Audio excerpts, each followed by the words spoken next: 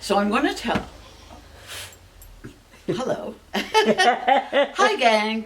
I'm going to tell you a story, but I'm going to tell you a story that's, as Jenna used to call it, from my mouth. This is a memory story from when I was little, probably about 7, but it was a number of years. It's not a once upon a time story because it was a many time story. Every summer, and most weekends in the winter, we would go up to a farm in the country. Now, this farm was in Quebec, where it's cold in winter. It's cold in December, and not like we have here. And it's snowy, tons of snow. The farm had cows, which really stink, and pigs, which stink even more, and horses, which have a tolerable smell. 2 or 3 weekends before Christmas, kind of like this weekend, we would go up to the farm to get our Christmas trees. We needed a tree for inside the house, and we needed a tree for outside the house. And we would all pile into the 1955 blue-green Dodge and drive the hour and a half to the country to join the farm family in this hunt for a Christmas tree. There were 3 children at the farm, and we were 3 children, and a lot of adults. So there was a ton of people, and it was pretty crazy. On the day that we went to get the Christmas trees, everybody had to be dressed at sort of the same time, which lent for incredible chaos of scarves and boots and mitts, and the scarves had to, if it was really cold, you had a scarf around your head and you had a scarf around your mouth, so really all you would see was like the eyes. And then you had 2 pairs of mittens. Always had 2 pairs of mittens. They were wool and they soaked up water, but if you had 2 pairs, the inside pair stayed warm enough. And snowsuits were made out of wool, not nylon, and they were prickly. I remember prickly. And once the kid was dressed, they were pushed outside and to wait. And the trick was not to get too wet at that point. Down in the barn, now the farm was owned by Uncle Bill and Auntie Thelma. Down in the barn at this point, Uncle Bill would be hooking up the horse, harnessing the horse, and preparing the sleigh for the ride up to the hill to get our Christmas tree, to pick the best Christmas tree, because it was important that it would be a good one. The horses, now, we're not talking here like the horses that you see riding or racing that you see on YouTubes and stuff. We're talking work horses here. They had feet like this big, and the feet had hair that came down. It was white. The horses were black, and they had a white blaze on their forehead, and they had white fur on their feet, and their feet were big, and they clopped when they were. But they were work horses. These were not. These were farm horses. Uncle Bill used them in the fields to pull the hay wagons and to do the raking and do the turning of the soil. They were working horses. In winter, they were pretty bored, so they were very happy to do this trip. There was a pair of them. When I was young, there was a pair of horses. They were exactly the same, King and Floss. They both had the markings, and they both were black with the white feet. They were just gorgeous. The sleigh was actually just a working sleigh that was used to drag things around the farm. It was actually a platform, just wood, on top of runners where he'd carved kind of a curve at the front of this log so that it would be able to pull through the snow. And it was a heavy thing. And he would cover it with hay and blankets, and I don't know, it feels like there was other stuff, but maybe there wasn't. It didn't need anything else. And he would hook the horses up to that. So it's not like a Hallmark Christmas horse and carriage with the little long sleigh thingies and fancy stuff. Just plain old farm sled with a horse that was just ready to do his job. The horses just loved doing this thing. He had a way of, he talked to them softly, and he talked to them in a language that didn't sound like English, although he did explain to me when I was older that there was like a language to horses to tell them to go left or right, which is G and Ha, or G and Ha, can't remember. And then, of course, to go forward, it was giddy up, but he was a gyup. It came as one word, one syllable. And then stop was whoa, of course, but it was all done in an undertone, and they worked together. He didn't have to touch them. He didn't have to even necessarily have leads on them. And the sleigh, of course, I've mentioned. All right, the horses, of course, at this point are realizing something is up, and they're dancing in anticipation. And I have a skip page here. So inside the house, of course, chaos is ruling, because everybody's now trying to get the pair of mitts and the pair of boots in the right size on the right kid.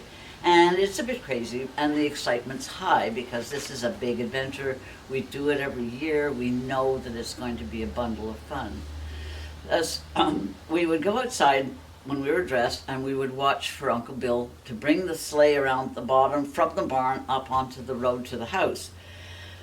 And the team would be steaming with by then they're sweating, and the steam's coming off them, and they're prancing and grinning, if horses can grin.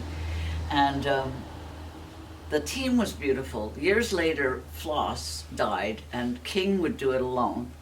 I can remember just him pulling the sleigh. And then years later, when he passed, I guess we had a tractor, which was less romantic, but it was, by then we were older, and I don't think we cared as much. The scene as a kid was important. Kids were loaded onto the sleigh. The smallest ones went into the middle, where it was safest, bundled into the hay. And then the older ones, coming out from that, teenagers would like to hang their feet over the edge and court death, because, of course, the sleigh was not it didn't have direction. And it would slip and slide around on the road. We were jostled and jiggled, and it was fun, and we laughed. Kids would fall off. There was adults walked beside the sleigh to pick up the kids that fell off.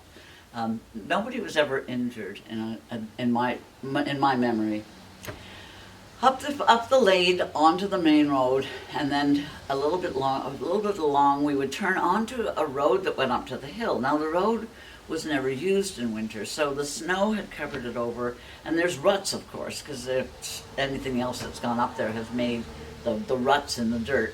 And so the sleigh would fall into the ruts and jiggle around. The horses knew where the road was. They would just go because they knew where they were going. And we would go, it's not even that far, a city block maybe, into this, into the field, and then the forest was at the edge of it, and at the edge of the forest was where we would do our tree hunting.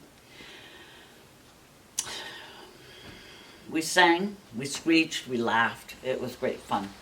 The snow was it's the snow because nobody goes there. It would be sparkling and just a blanket of sparkling snow and beautiful. Getting off the sleigh, of course, you would disappear into the snow if you were little. So smaller kids were carried. Other ones I can remember tracking my dad, just trying to stay in his footsteps so my boots didn't fall off in the snow, or I didn't get stuck in the snow. Dad had an axe. Dad always wore, for this one, I don't know, he must have always had the same jacket, because I only remember a plaid jacket, like a hunter's jacket, because he hunted. He had a plaid jacket, and he always had a pipe, and he had a fur hat that he wore that was like a wedge thing, and he had his axe, and we would go off to find the perfect tree. So the perfect tree, of course, we would look at this giant tree and say, that one, and he'd laugh and say, no, it's got to fit in the house. But in the wilderness, they don't look that tall. It looks like a tree, it's fine.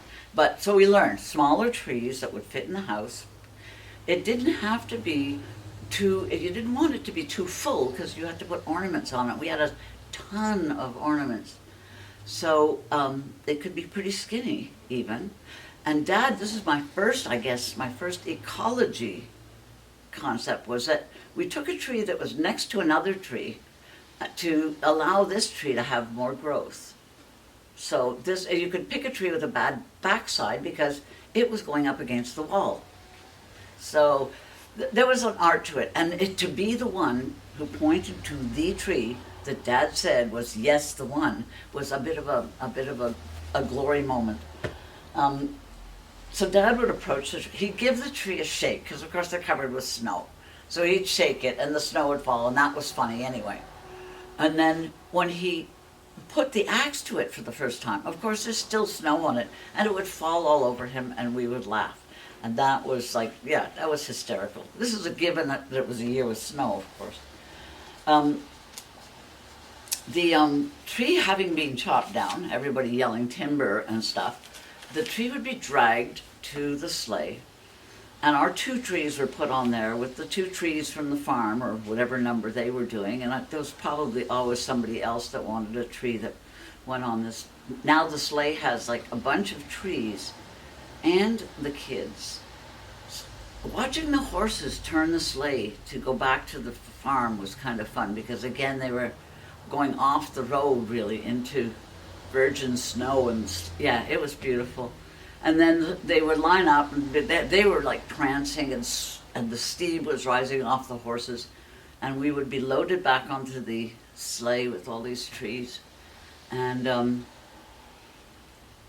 the horses would prance, because now it's downhill and they're going back home. Horses always sort of like to go back home.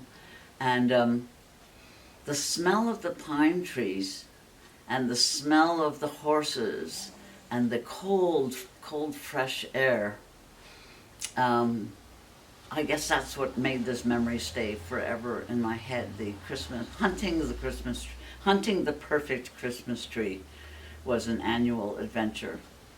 And I have a less than perfect Christmas tree now, which isn't even, it's temporary. But Merry Christmas to all of you who are doing your little Christmases at home alone or whatever with your little group. And thank you for listening.